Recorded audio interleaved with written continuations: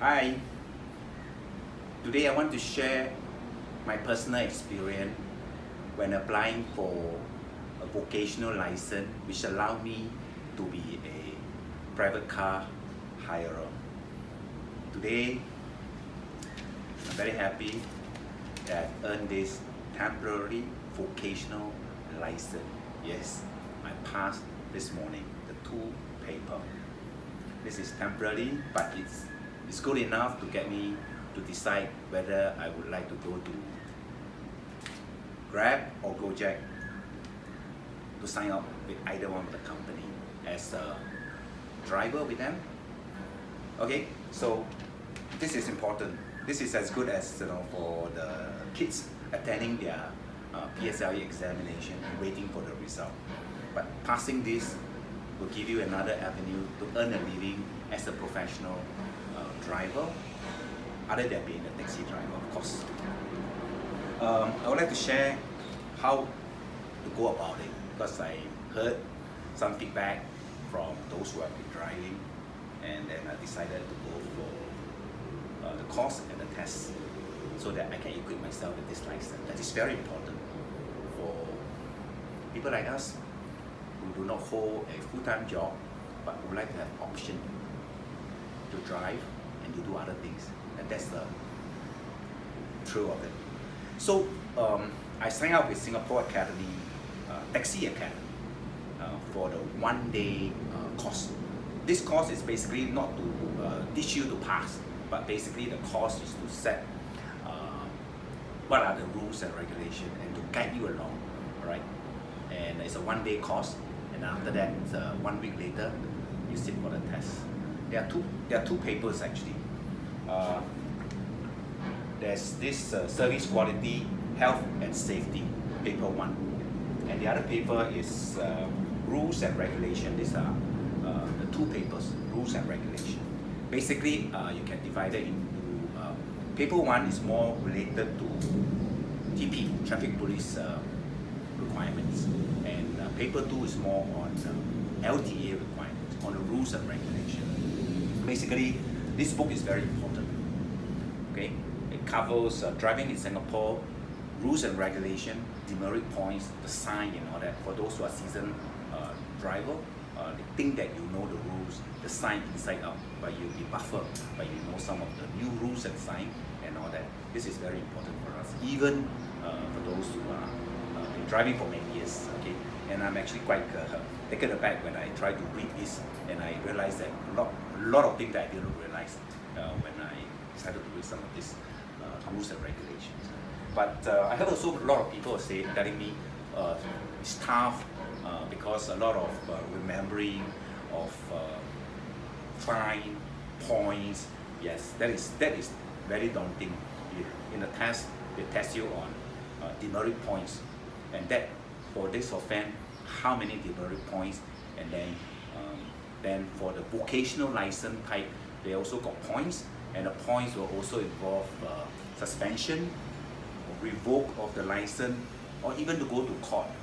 So there are so many rules and regulations, I must share with some of those who attended the course with me. This morning, they are telling me they find it very hard to memorize. Frankly, it's also very challenging for me to memorize, what offense constitute how many points, or whether it's a fine, or if it's a demerit points, or a suspension, or even a court proceeding. So this is very challenging because there are so many terms and so many conditions of the offense that relates to different things altogether. So it is daunting enough. So people like me who do not have good memory bank to remember all this, so it's challenging actually.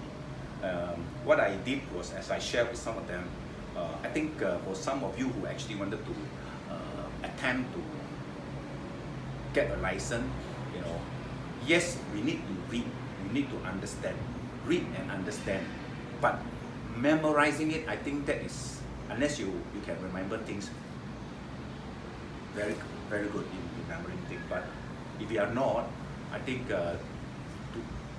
for me, the points, the demerit point, and what constitute what, I classify it as how severe the case is and how less severe the case is.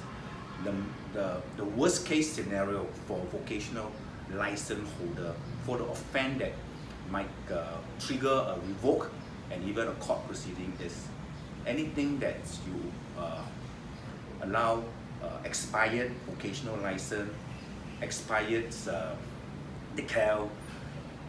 These are serious case. Immediately you get your license revoked. At 21 points, you get your vocational license revoked and also a fine and also a court proceeding. This is a severe case. So there are a few conditions mentioned there. And of course, like if you install camera in a car without permissions and all that, that is also a serious offense that involves revoke of your license, but there's no court hearing. So the rules are there, but if you just analyze that, the severity of the case, and as opposed to the less severity one, and you might be able to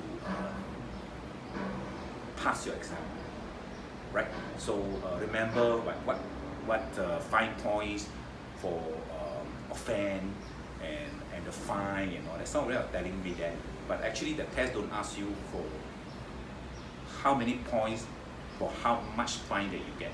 But basically, does that involve fine? Basically, fine,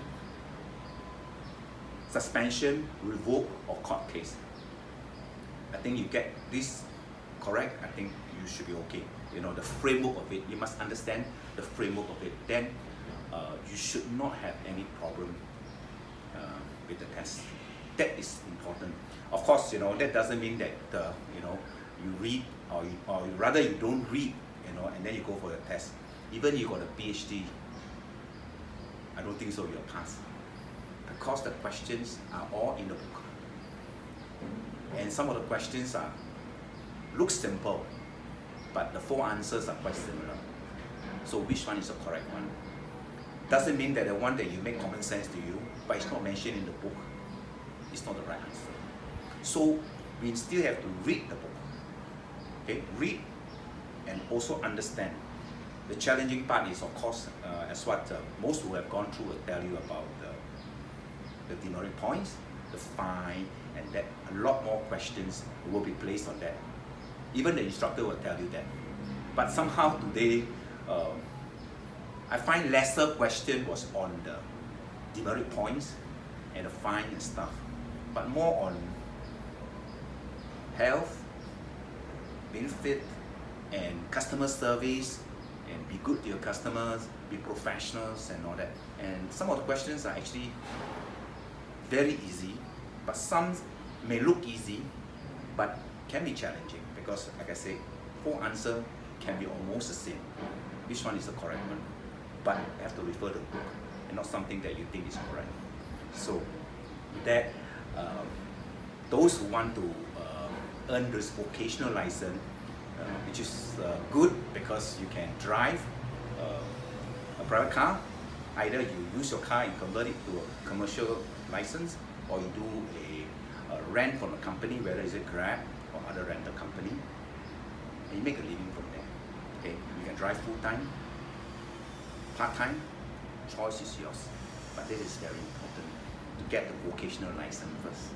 So I'm glad that I want to share this experience, and I hope those who attend or plan to attend this course or going for the test, study, but try not to memorize.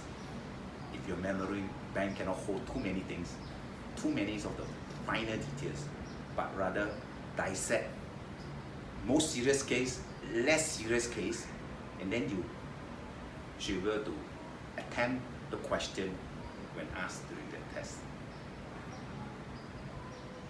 Check with Singapore Academy, Singapore Taxi Academy for further inquiries. Alright, and good luck to all.